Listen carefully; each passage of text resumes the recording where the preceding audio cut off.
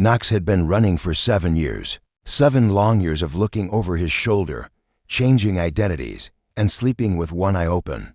The weight of his betrayal had carved deep lines into his once youthful face, and the guilt had become a constant companion that whispered accusations in the darkest hours of night that it had started as a simple assignment. Nox, a decorated human diplomat, had been chosen to serve as Earth's liaison to the Celestarian Empire, a vast alien civilization that controlled half the known galaxy.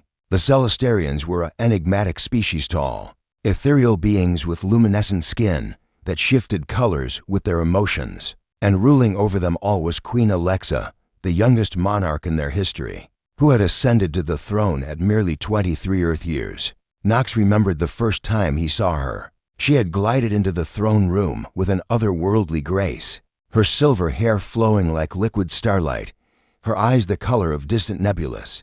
Despite her youth, she carried herself with a quiet authority that commanded respect. But there was something else to a loneliness that Nox recognized, because he carried the same shadow within himself. Over the months, their professional relationship had evolved into something unexpected.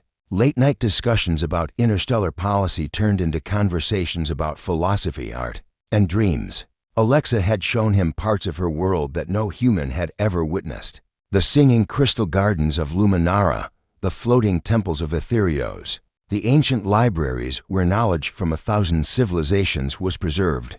"Do you know why I trust you, Nox?" she had asked him one evening as they stood on the palace balcony overlooking the capital city. Her skin had glowed a soft amber, the Celestarian color of contentment. "Because I'm honest with you, Your Majesty," he had replied. She had smiled then, a rare and precious thing. "Because you see me as Alexa first, and the Queen second."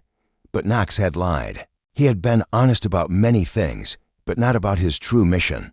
The Earth Council, fearful of the Celestarians' power, had planted him as a spy. His orders were clear: gain the Queen's trust, steal the activation codes for the Celestarian defense grid, and transmit them back to Earth. The night he betrayed her still haunted him. He could still remember the way her face had shifted from confusion to understanding to profound hurt when she discovered him in the Forbidden Archive, uploading classified data. Her skin had turned a deep purple, the color of betrayal and grief. "Nox?"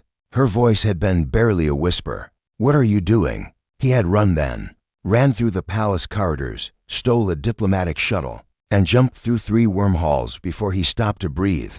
The Earth Council had been pleased with his success, but Nox had felt nothing but a hollow emptiness. He had resigned immediately and disappeared, certain that the Queen's justice would eventually find him, and it had tried. For 7 years, Nox evaded Celestarian agents, bounty hunters, and automated tracking systems. He had lived in mining colonies on asteroid belts, remote outposts on frozen moons, and forgotten stations in the void between stars. Every time he thought he was safe, they found him again. Until today. Nox sat in a dingy cafe on a backwater station, nursing a cup of synthetic coffee, when she walked in. Not an agent, not a hunter, Alexa herself. She looked exactly as he remembered, though perhaps there was more weariness in her eyes now. Her skin cycled through colors: blue uncertainty, amber determination, hints of purple pain. She spotted him immediately and walked over, sitting down across from him without invitation.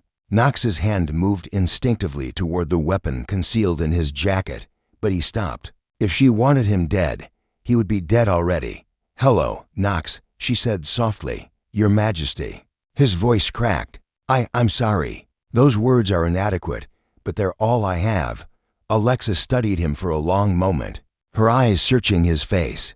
"Do you know how many sleepless nights I've had, wondering why you did it? I gave you my friendship, my trust. I showed you parts of myself I had never shown anyone." Her skin flickered with purple shadows. "I know. There's no excuse.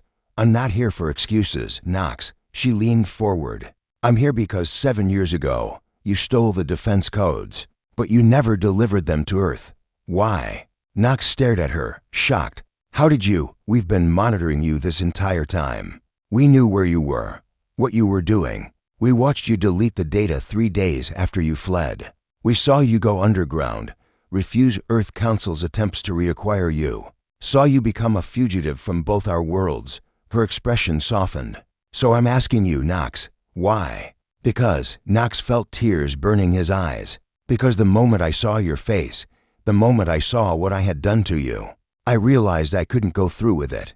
I had spent months trying to think of you as just a target, just an alien queen. But you weren't. You were Alexa. You were my friend. Maybe more than that. And I had destroyed it all. Alexa's skin shifted to a warm gold, the color of forgiveness and hope. For 7 years, Nox, I've been angry, hurt, betrayed. But I've also been watching you punish yourself far more severely than I ever could. You gave up everything, your career, your home world, your identity. You've lived in exile and fear. I deserved it, perhaps. She reached across the table and took his hand. Her touch was warm, electric. But I've also spent 7 years thinking about what you showed me, that even in betrayal, there can be redemption. You made a choice, Nox, the wrong choice initially, but then you made the right one, even when it cost you everything. Why are you here, Alexa? Her skin glowed with that rare amber contentment he remembered. Because I forgave you years ago, you stubborn human. I forgave you the moment I realized you had sacrificed your entire life rather than hurt me further. And because, she paused, vulnerability flickering across her luminescent features. Because I missed my friend. I missed the only person who ever saw me as just Alexa. Nox felt something break open in his chest, 7 years of guilt, fear, and loneliness releasing all at once.